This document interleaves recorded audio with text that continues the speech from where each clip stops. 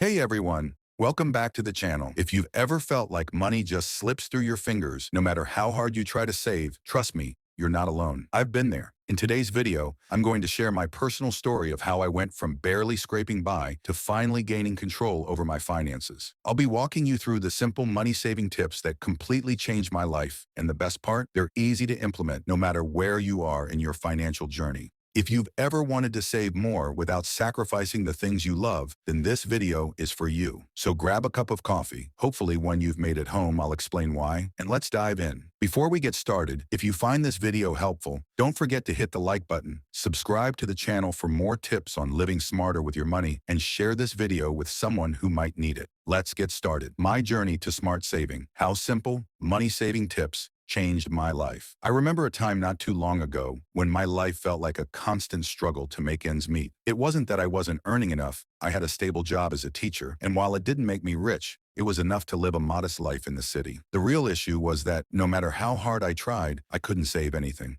Every month, like clockwork, I'd look at my bank account after paying rent, bills, groceries, and other essentials, and it was practically empty. I would ask myself, where did all my money go? Who?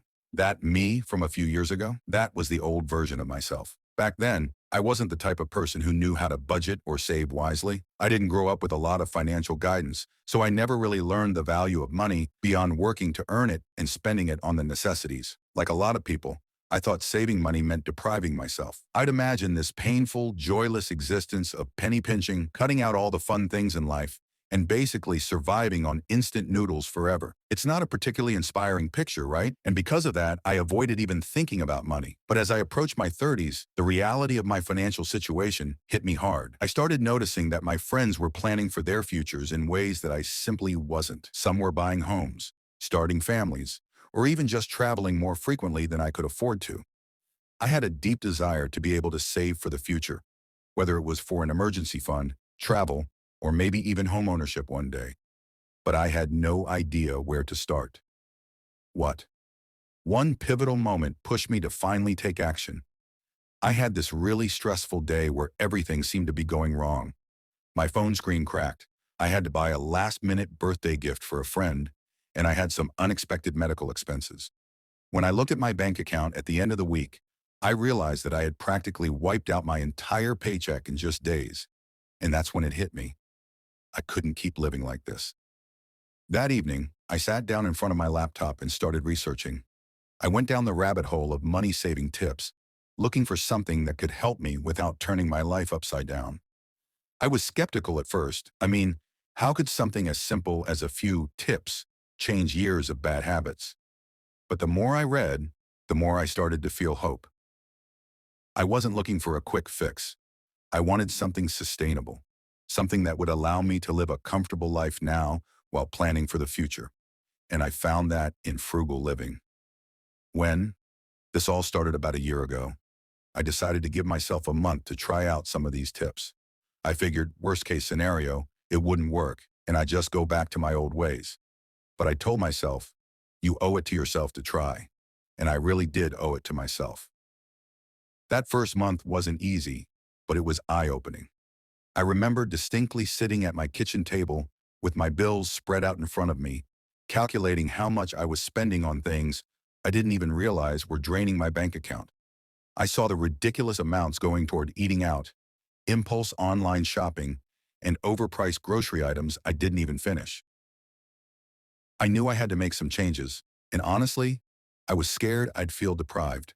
I didn't want to give up my coffee runs, my weekend brunches, or my occasional retail therapy splurges. But that's when I learned something that completely shifted my mindset. Saving money isn't about cutting out everything you love.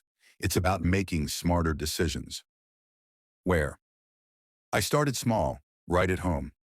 The first thing I tackled was my grocery bill. I live alone in a small apartment, so you wouldn't think groceries would be a huge expense, right? Well, let me tell you they were.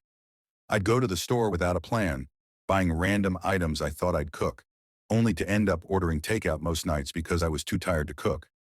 By the end of the week, half the food would go bad, and I'd feel like I was throwing money in the trash. So, I started meal prepping. I never thought I'd be the kind of person to do that, but honestly, it's been a game changer. I began planning my meals for the week ahead and sticking to a grocery list. Not only did this cut down my grocery bill, but it also helped me eat healthier and waste less food. And on the nights I was too tired to cook, I already had something prepped and ready to go, saving me from the temptation of takeout. I also looked at my other daily habits. Coffee was a big one.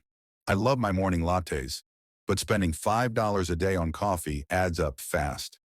Instead of cutting it out completely, I invested in a good coffee machine and started making my own at home. That way, I still got my caffeine fix without breaking the bank. Another place I started making changes was with my utilities. Living in the city, energy bills can be crazy, especially in the summer with the AC running constantly. I learned a few tricks to lower my energy consumption, like using energy-efficient appliances, turning off the lights when I wasn't in the room, and setting my thermostat a little higher than usual during the day. Little adjustments like that made a big difference over time. Why? But the biggest shift in my journey wasn't just about cutting costs. It was about changing my relationship with money.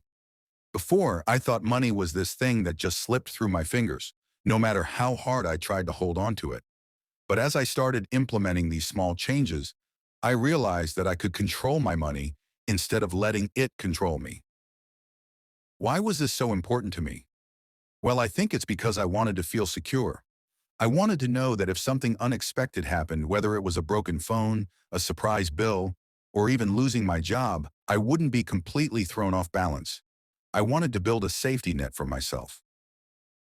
But more than that, I wanted to live the life I had dreamed of. I wanted to travel without feeling guilty about the cost. I wanted to eventually own a home, or at the very least, have enough savings to move into a bigger apartment. I wanted to be able to say yes to things without worrying about whether my bank account could handle it. And these money-saving tips, they've made that possible. I'm not saying I'm a millionaire now, far from it, but for the first time in my life, I feel in control of my financial future. I have a budget, an emergency fund, and I'm even starting to save for bigger goals like travel and retirement. All those little changes I made, they added up slowly but surely, and now I can see the results. And that's my story. I hope these tips help you the way they've helped me. Remember, saving money doesn't have to be overwhelming or feel like a sacrifice. It's all about making smarter choices with what you have. If you found this video helpful, please make sure to hit that like button and subscribe to the channel for more tips and personal stories just like this.